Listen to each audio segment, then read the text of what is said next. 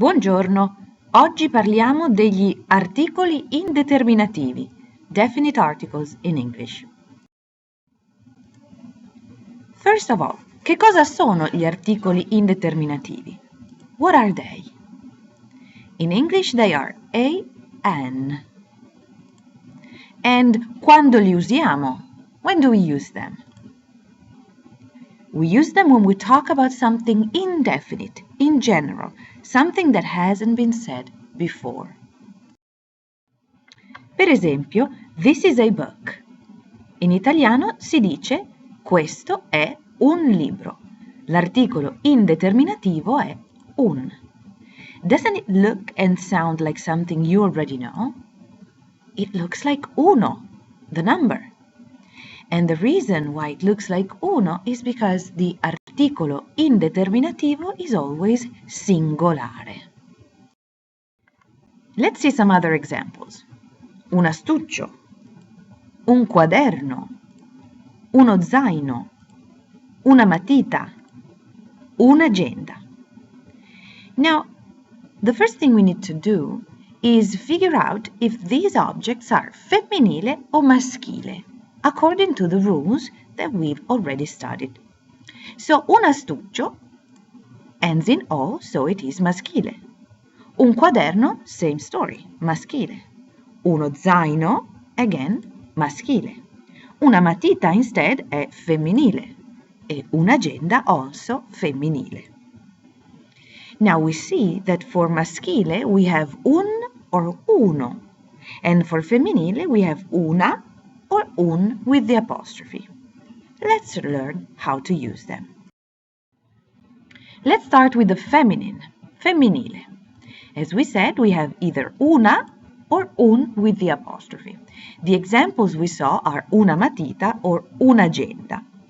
Now for the first one, una, I could add other examples like una penna, una cattedra, una cartina, una calcolatrice. For un apostrofo, I could add un'amica, un'università, un'idea.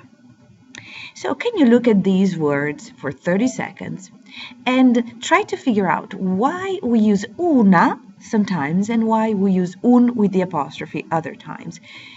A little tip, we have to look at the beginning of the word.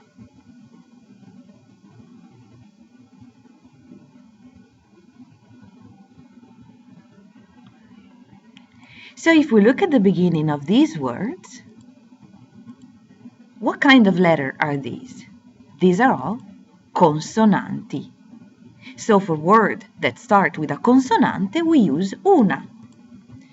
And these words instead start with vocale. So when the word starts with a vocale, we're going to use un apostrofo. Here you have a chart with all the articoli indeterminativi femminile. Una for words that start with consonante and un apostrofo for words that start with vocale. Ora tocca a te. Now it's your turn. Let's do some practice. Decide for each word which indefinite article you would use.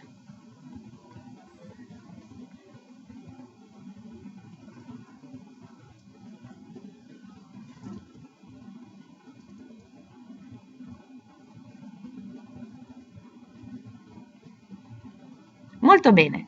Let's see them. Una ragazza, un'auto, un'altalena, una stazione.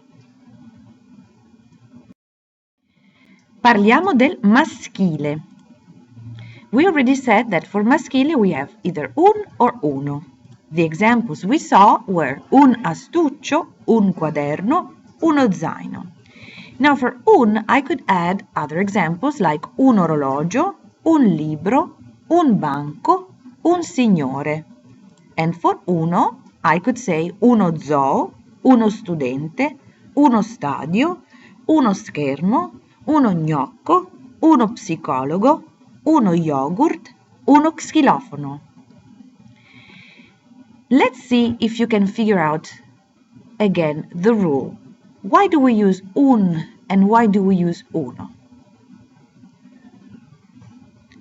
If we look at the beginning of the words, again, we find out that orologio starts with a vocale. So for word that starts with a vocale, we use un. Then we have libro, banco, and signore. They all start with consonante. So also for words that start with consonante, we're going to use un. What about uno then? What kind of letter is the first one for each word?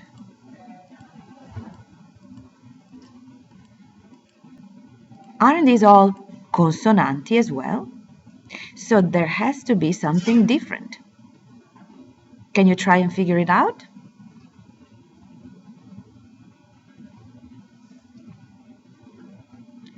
Well, for some of them, like Z, Y, and X, it's just a type of letter. With these letters, we have to use uno. For the letter S, instead, we've already seen that, for example, signore goes with un. So what's the difference between signore and studente, stadio, schermo? Well, we have to look at the second letter. For these three words, the second letter is a consonante.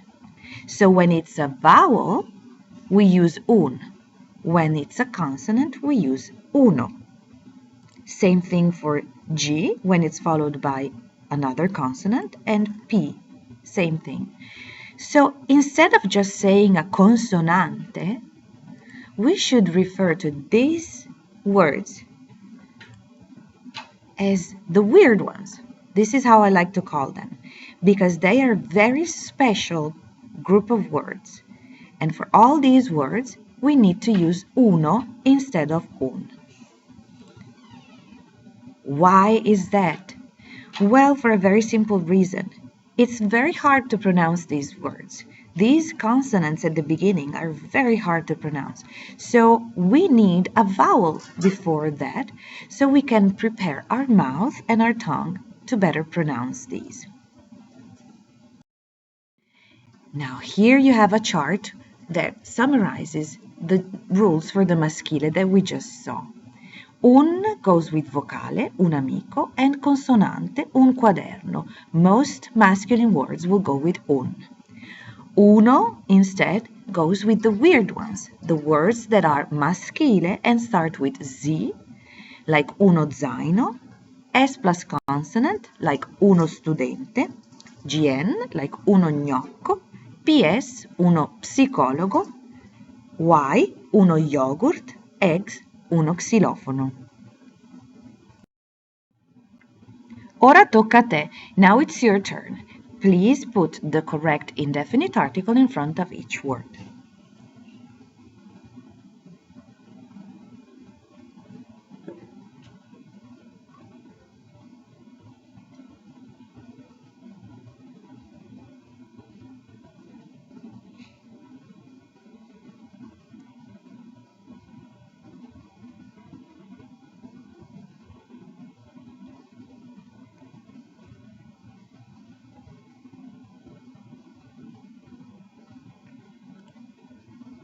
Here are the answers. Un compagno, un tavolo, un ragazzo, un pennarello, uno studente, uno spettacolo, uno zio, uno scivolo.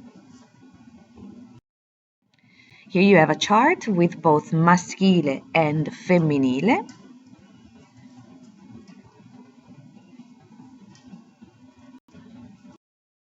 And finally, your last activity. Please complete with the missing indefinite articles and bring them to school tomorrow. Grazie, arrivederci.